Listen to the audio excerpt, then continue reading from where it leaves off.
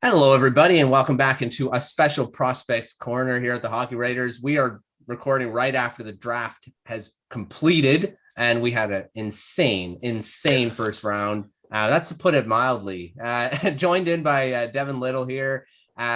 Peter's at the draft, so he'll join us on our normal recording time. But Devin, initial reaction to this first round. We'll get deeper dive into a couple of things, but what's your reaction of this crazy first 32 picks?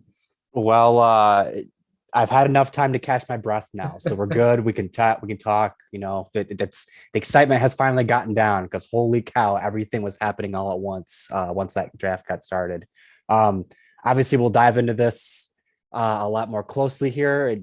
Over the next few minutes here. But what a first round. That's all I can say. What a first round. Entertainment value was through the roof. Yeah. So it started the crowd was amazing in Montreal. Absolutely. They started off with a great, tribute to Mike Bossy and Guy Lafleur, which was amazing. It was great to see that. And then have the family come up and talk about him too. And and Gary Bettman comes up, of course, gets booed as he always does. And then they, started the festivities, and everyone kind of wasn't sure right up to the point that who was going to be first overall. And that's really amazing because usually they at least have one. Yeah. First overall is pretty much, you'll know who it is, but they had no idea. There was three guys, Logan Cooley, Shane Wright, and Juraj Slafkovsky. Well, guess who goes? Juraj Slafkovsky goes first overall. And we were talking that, no, there's no way. Shane Wright's a first overall pick. And we were firm on that right up to the end. Yeah. We were not wavering in our mock drafts, all that stuff. We didn't have Slafkovsky going first overall. He goes first overall to the Montreal Canadiens. And Melissa was messaging me, who covers the Canadiens here at the Hockey Writers. And I was just saying that, the fans love him now, and they weren't sure if Shane Wright doesn't go first overall, they would not like it, but it seemed like they loved it. So let's start with that. What do you think about Juraj Slafkovsky going first overall to the Montreal Canadiens? Well, like you said, way to start the draft off with a little bit of a shock, right? I'll talk about Shane Wright, and it's Slafkovsky in the end. I think that this is definitely, I don't want to say a gamble because I do think Slafkovsky is going to be a great player, but it's going to be interesting to look back on this draft in like 5 years or so, because it wasn't until, as this season really went along that Slafkovsky was really getting momentum as, being the potential first overall pick. And so what we're going to look at, 5 years from now is, was Slafkovsky just kind of was he just a benefactor of getting hot in the right year, or did he really, was this the year he really emerged as the best player to come out of this class? Like I said, I think Montreal got a darn good prospect out of the first overall pick, as they should. But I do think it's going to be really, really, really interesting to see how he fits with that team going forward, and just how the players that were drafted after him look. Especially Shane Wright, considering he was more or less the presumptive first overall pick going in. Yeah, so Slafkovsky goes first overall, and that's great. Everyone then goes New Jersey Devils, and there's a whole bunch of, the talk about trading in, blah, blah, blah. Never happened. And we said that probably not going to happen, and none of the picks moved until Chicago started doing their stuff. And we'll talk about that in a sec. But they were saying, maybe Shane Wright will go to the New Jersey Devils. He was supposed to go first overall, and drops it. Well, Shimon Nemec goes second overall, and I called it, not to toot my own horn. I said that, and I've said this on a couple of the podcasts too, that I see New Jersey going for Nemec or Juracek. They go Nemec, and that's a great pick for him. And I think they need, otherwise of being wingers, they need defense. So what do you think about Nemec quickly going to the Devils? I mean, I don't know. It's a great pick for them. Yeah, absolutely. I would love to get into some alternate universe where Slafkovsky and Nemec were both on the board, because I'd love to see who they would have picked in that scenario. But with Slafkovsky going off the board at first overall, I think that Nemec was just the right fit for the New Jersey Devils. I think he, along with Luke Hughes going into the future, I think that's you've got a 1-2 punch on the blue line to go along with Dougie Hamilton and the other guys they have on their blue line. So, like you said, it just made sense for them. I think they got the best defenseman in this draft, and that's what the outside of the possibility of maybe getting Slafkovsky, I think that's exactly what the New Jersey Devils needed, and good on them for, using the second pick that they were awarded in the lottery to fill potentially their biggest need as an organization. Yeah, so Nemec is great pick for New Jersey, and Christie probably loves that. He doesn't have to talk about the second overall pick moving getting traded anymore. Hallelujah. Yeah, so that's awesome. Then we go to third overall, and everyone's like, well, Arizona could go Shane Wright. Now they got something they could probably never thought would happen. They go Logan Cooley though, and that's amazing pick. I had Cooley going to the Arizona Coyotes a lot for a while, and we had him talking about him on Howlers and Growlers way back when they were doing the talking about who they could pick in a high pick. So, not really surprised Cooley goes to the Coyotes, but when Wright's on the board, do you think they were thinking about going for Wright, or was Cooley the guy all along? I almost, if you told me that the Coyotes were just kind of locked into taking Cooley, and they just were like choosing to ignore the fact that Wright was still on the board, I would believe you, because like you said, it did seem like the stars were aligning for Cooley to go to the Coyotes, but it was because Slafkovsky and Wright were going 1-2. But here we are, and it's crazy because I do think that heading into this, we were talking about the 1-2 debate being Cooley and Wright, not Slafkovsky and Nemec. So, and the Coyotes chose Cooley over Wright. So it's crazy to me because, if the Coyotes won the first overall pick, would they have taken Cooley first overall? This opens up a lot of questions that we'll never know the answer to, but good on the Coyotes, because Cooley is, all these prospects picked in the top 5. Cooley is a great prospect, and to pair him with Dylan Guenther, as well as some of the other guys they got in the first round, Coyotes are starting to put some building blocks in place, and that's what they got to do at this early stage of their rebuild. Yeah, they've got some good pieces now. You've had Dylan Guenther and Logan Cooley. That's going to be a whole goals. I am excited to watch that. Cooley going there is pretty good. And now we drop to the Seattle Kraken, and Sean Raggio, who covers the Kraken here at the Hockey Writers, he wrote a piece. Kraken draft target for Shane Wright. And at the time, everyone was like, what the heck? What are you writing this for? You're at 4th overall. Wright's not going there. Well, guess what happens? He does go there. And Sean looks like he's a little bit of a, future. Was he from the future or something? Because he picked it. What do you think about this? Shane Wright, Matty Beniers, like 1-2 punch for the next 10, 15 years. Kraken have a great base now. First off, if you're looking for the next lottery winning numbers, be sure to hit up Sean Raggio. I'm sure he's got them for you. But 2, if you would have told me a year ago that the Kraken were going to have a 1-2 punch of Matty Beniers and Shane Wright, I would have told you that I assumed the Kraken were going to get the first overall pick in this year's draft. And they got him at 4th overall. There's a lot of picks out of this first round that I think have the potential to far exceed the value of where the players were picked. And this is probably the top one because we've already talked about it. Shane Wright was mostly a consensus top pick in this draft amongst people. And for him to go at 4th and for the Kraken to have that 1-2 punch of Wright and Beniers, like you just mentioned, they still have a lot to build. Don't get me wrong. They still got to get some defensemen. They got to get wingers. The build is not over. That's, they still got a long way to go, but they have a foundation that will be the envy of a lot of teams with Wright and Beniers now. Oh, jeez.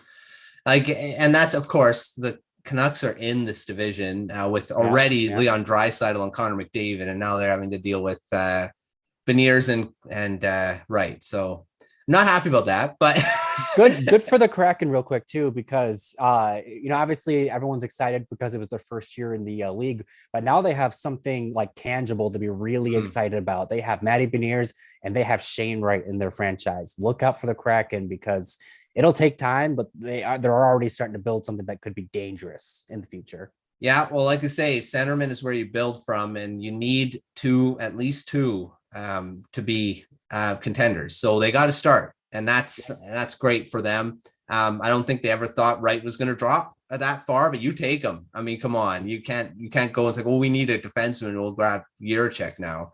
No, you get Shane Wright. Who cares? Yeah. Like, well, we can figure it out later on. And there's some great, we'll talk about later of where. There's a lot of good picks in the second rounds, and they've got quite a few second round picks and some good defensemen still down there. So yeah, we'll talk about some guys that weren't picked, but I mean, this show could go on forever. We'll talk more on the first round in Prospect Corner, but I want to focus in on a couple because, the teams that we cover picked some guys, and Devin, start with you. I mean, Lucas, my gosh, Marco Kasper. I keep saying Lucas Kasper. I don't think they're related. I keep going over them. He's going to play with Lucas Raymond. So Marco Kasper gets drafted by the Detroit Red Wings, and you picked him in the mock draft. So how happy are you that Marco Kasper goes to the Red Wings? Yeah, if Sean Raggio doesn't give you the correct lottery numbers, you can ask me. Maybe I'll have them for you.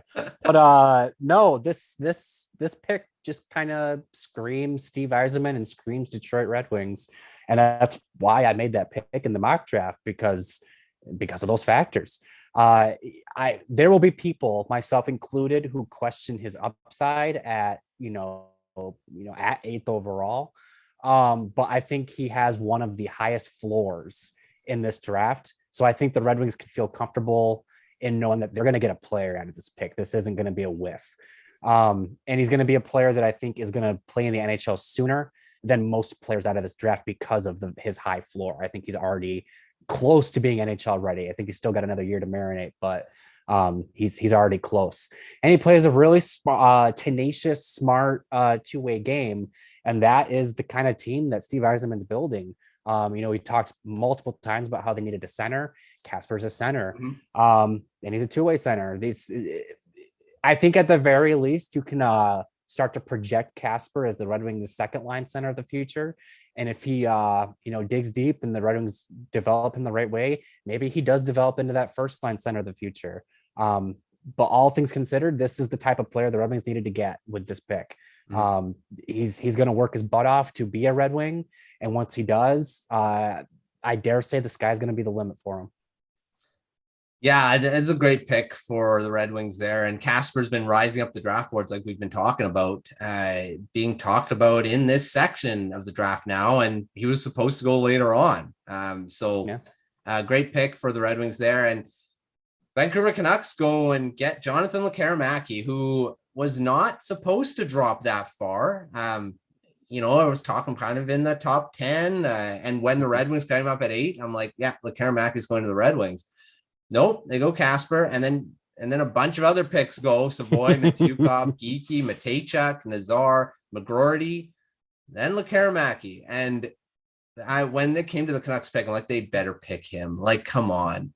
And of course, I mean, Patrick Alvin's now the GM of the Canucks. You got the Sedins in there. You got Michael Samuelsson. I mean, you got all this Swedish connection. I mean, of course, you're going to pick probably the best Swede in this draft. So there you go. Lekkerimaki goes to the Canucks, and what a pair! Like we talk, playing with Pettersson in the future. Like, geez, I am excited to see how Lekkerimaki fits in with this team, because he's going to be really good, and he's also now his rights are owned by the Vancouver Giants. He was picked in the CHL import draft, so if they can get him over and playing with the Giants, they're in their backyard too. So that'd be a huge deal. I think they should really try to do that for him. Because, you're able to, like I say, in your backyard with them. So that's an amazing pick for the Canucks. I'll write a piece on it, talking more about it. But I love the pick. And you got to get a guy like that at 15th overall. That's pretty good. All right. We had a whole first round. Talking about all 32 picks, this will take a long time.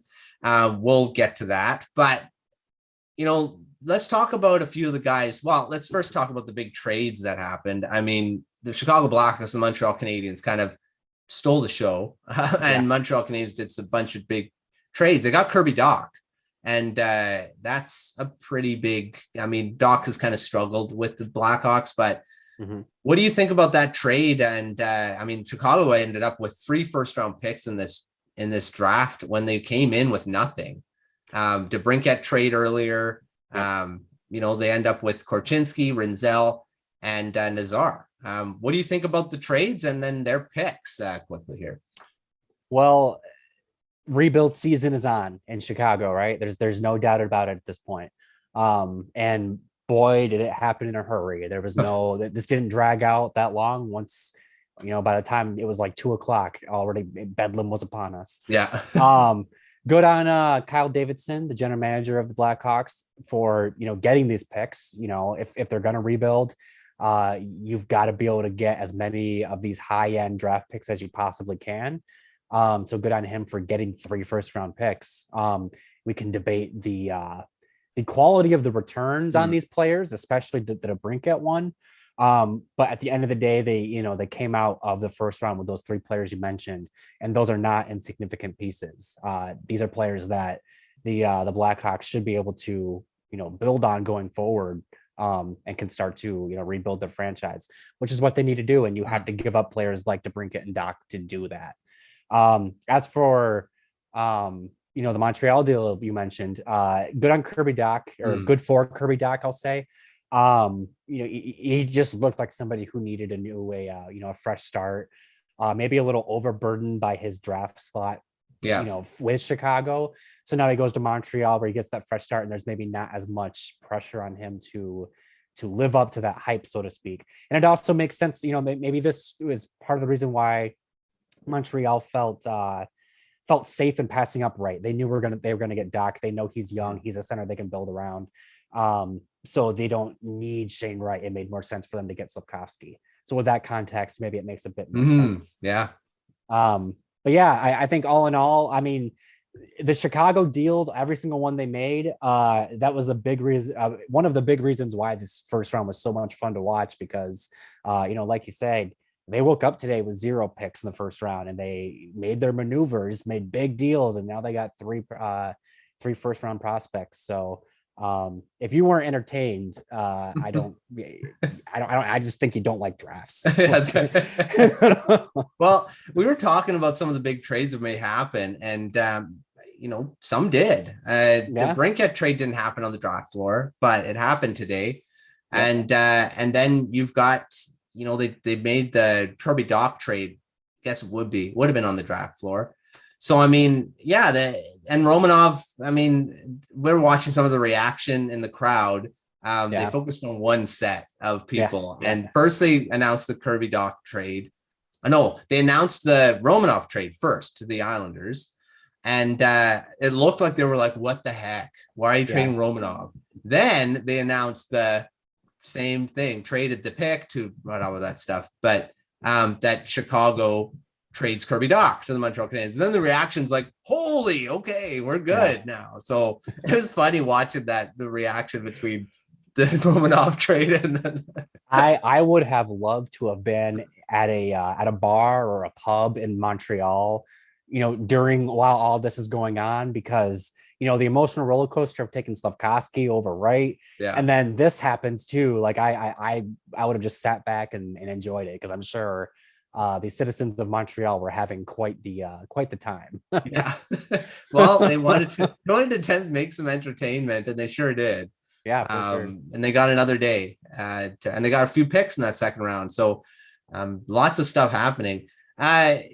Before we start wrapping up here, do you see any surprises other than Slafkovsky, but any surprising kind of names being in this first round? There were a few towards the end of the first round that we weren't anticipating.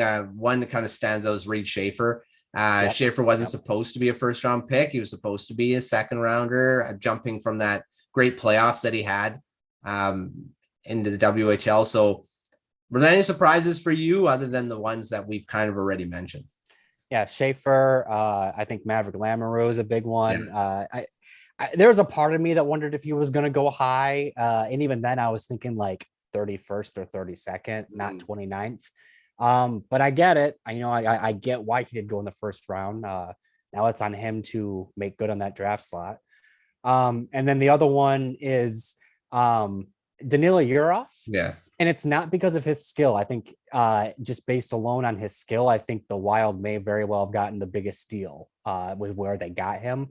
But it's just the the overall kind of cloud that surrounds these Russian prospects. I wouldn't have been surprised if Yurov fell out of the first round.